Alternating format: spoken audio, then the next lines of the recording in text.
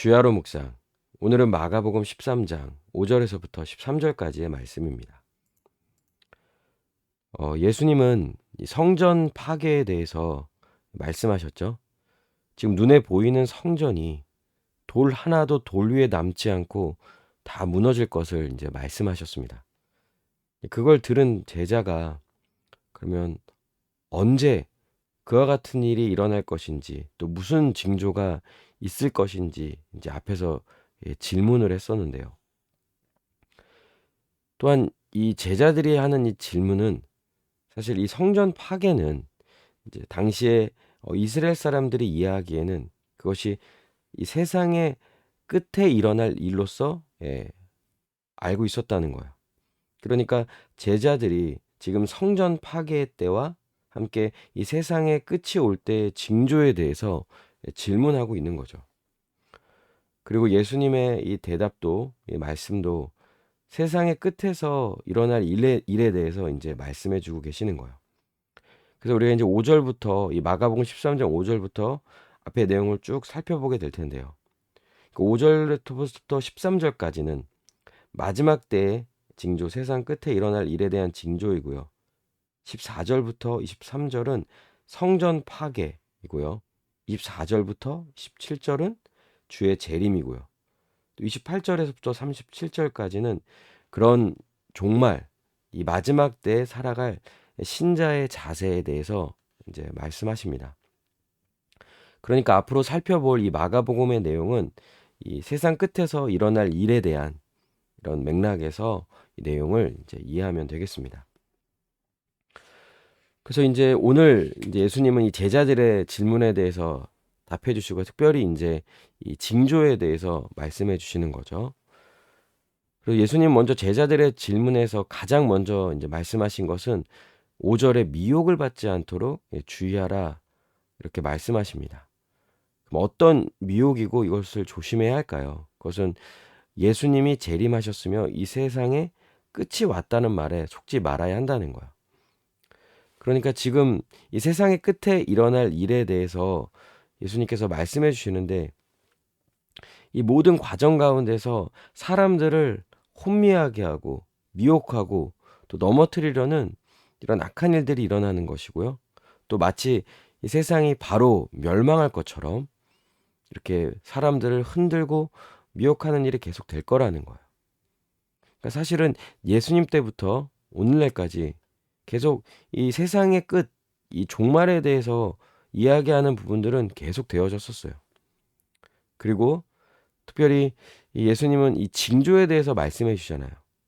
그러니까 이 징조를 보면 세상의 끝에 임하였구나, 세상의 끝이 왔구나, 라는 것을 이제 알 수 있다는 거예요. 그런데 이것을 좀 이해할 때, 이 세상의 끝이라는 이런 개념 자체가 지금 그 징조가 있는 그 순간 바로 세상의 끝이 난다는 것이 아니라 오히려 그것은 세상의 끝의 시작, 즉 종말의 시작에 대한 징조라는 거예요. 그러니까 지금 예수님께서 말씀하시고 가르쳐 주시는 이 징조에 대한 내용은 그 징조가 있음으로써 바로 세상이 끝난다라는 이야기가 아니라는 거예요. 오히려 세상이 반드시 끝날 것이다. 오히려 지금 세상은 끝을 향해 나아가고 있다라는 것을요, 이 종말이 시작되었음을요, 알려주는 징조라는 거예요.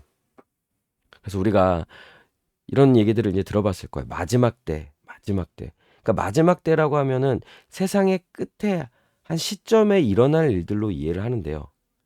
본래 의미는 성경에서 말하는 마지막 때라는 것은 그런 의미가 아닌 거예요. 한 시대 전체를 아우르는 표현인 거예요. 사실 지금이 마지막 때이죠. 왜냐? 세상은 이 세상의 멸망, 이 세상의 종말, 그것은 이미 시작되었고요.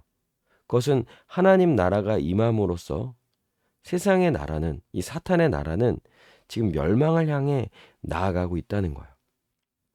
그리고 지금 그 과정 속에 있고 결국 그 끝에 이르게 될 거죠. 이게 지금 우리가 살고 있는 이 세상 가운데 일어나고 있는 일인 거예요.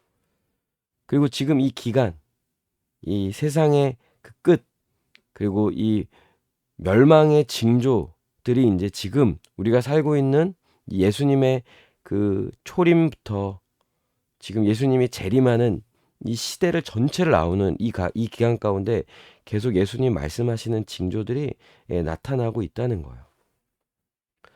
대표적인 예로 이제 많은 사람이 내 이름으로 와서 이르되 내가 그라하여 많은 사람을 미혹하리라. 자칭 그리스도라 하는 자들, 자칭 구원자라고 하는 자들이요. 이 세대 가운데 계속 등장합니다. 한국 안에도 자칭 예수 그리스도 재림주라고 말하는 그런 이단 사이비들도 또 얼마나 많습니까?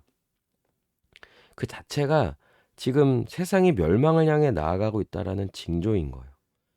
난리와 난리의 소문을 들을 때 두려워하지 말라. 이런 일이 있어야 돼. 아직 끝은 아니니라. 민족이 민족을, 나라가 나라를 대적하여 일어나겠고 곳곳에 지진이 있으며 기근이 있으리니 이는 재난의 시작이라.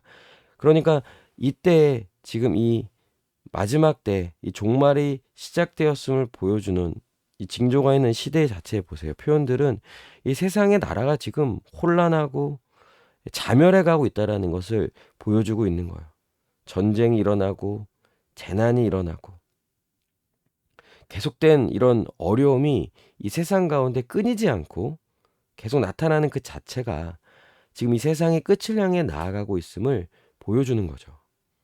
9절에 너희는 스스로 조심하라. 사람들이 너희를 공회에 넘겨주겠고 너희를 회당에서 매질하겠으며 나로 말미암아 너희가 권력자들과 임금들 앞에 서리니 이는 그들에게 증거가 되려 함이라.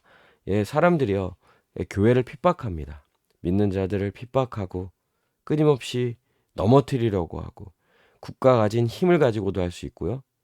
어떤 권세를 가지고 교회를 핍박하고 믿는 자들을 회방하고 하는 일들이 계속 되어지고 있다는 거예요.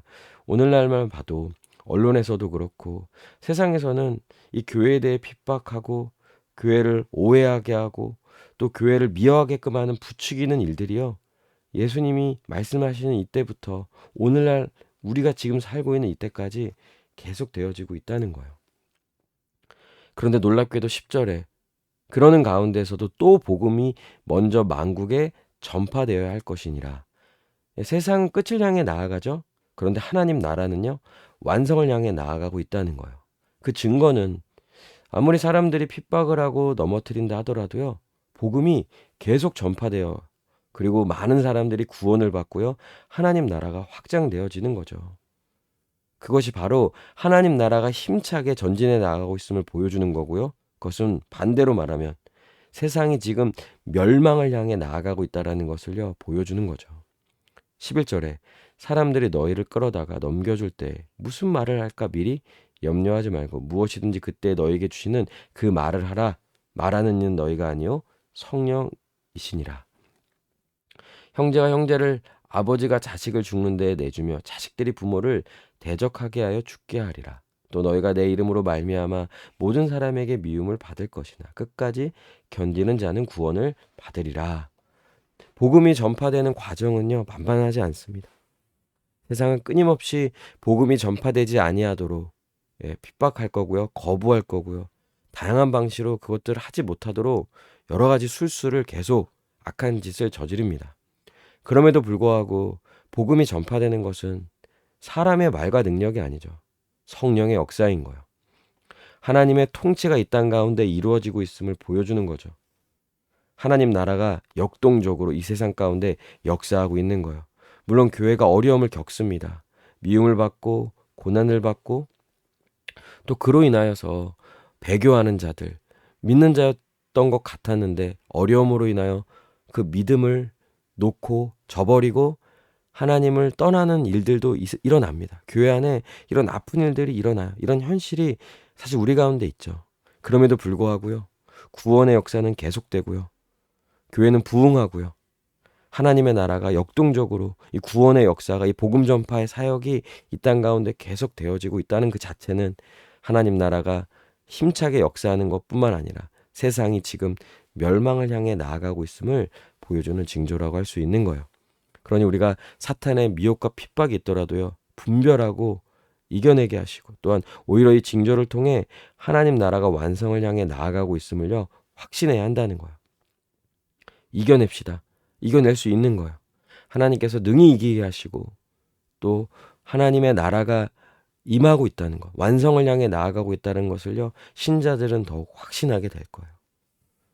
지금도 전 세계 복음 전파를 통해 하나님 나라가 힘차게 전진하고 있죠. 여러분, 아무리 세상이 교회를 힘들게 하고 여러분들을 어렵게 할지라도요, 예수 그리스도를 믿고요, 예수님이 가르쳐 주신 이 복음, 예수님이 성취하신 이 복음을요, 전하는 일에 더욱 힘쓰세요. 사람들에게 복음을 전하세요. 듣든지 아니 듣든지 복음을 전하세요. 하나님은 그 가운데에서 우리의 이 복음 전파를 통하여서 구원의 역사를 일으킬 겁니다. 또한 우리가 복음을 전하는 자일 뿐만 아니라 이 복음을 붙잡고 사는 자죠. 복음을 믿음으로 이 땅 가운데 하나님 나라를 누립시다. 평안함을 맛보게 될 거예요. 혼란스럽고 혼미하고 사람들은 불안하고 염려에 빠져서 고통받는 그때에 오히려 신자들은 그런 환난과 어려움 속에서도 평안함을 누리고요. 안식을 누리고요. 그리고 진정한 안식, 영원한 하나님 나라, 이 땅 가운데 그 나라가 이루어질 것을 고대하고 소망하며 믿음으로 살아가게 될 것입니다. 함께 기도합시다. 사탄의 미혹과 핍박이 있더라도 분별하게 또 이겨내게 하시고 하나님 나라가 완성을 향해 나아가고 있음을 확신하게 해달라고, 복음을 전하는 일에 힘쓰고 구원의 열마가 풍성히 맺어지는 것을 보게 해달라고 이 시간 함께 기도하시겠습니다.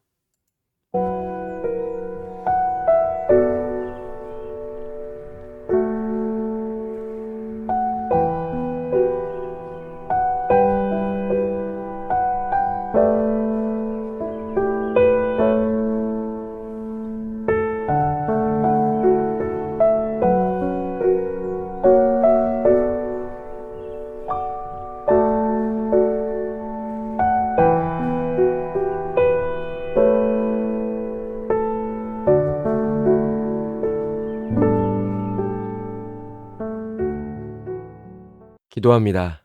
어떤 어려움 가운데에서도 믿음을 가지고 살아가게 하여 주시고 하나님 나라가 이 땅에서 완성되는 그날이 오고 있음을 믿고 확신하며 담대히 복음을 증거하며 복음을 누리는 삶을 살게 하여 주시옵소서. 감사드리며 예수님의 이름으로 기도합니다. 아멘. 오늘도 주님 안에서 승리하는 복된 하루 되시길 바랍니다.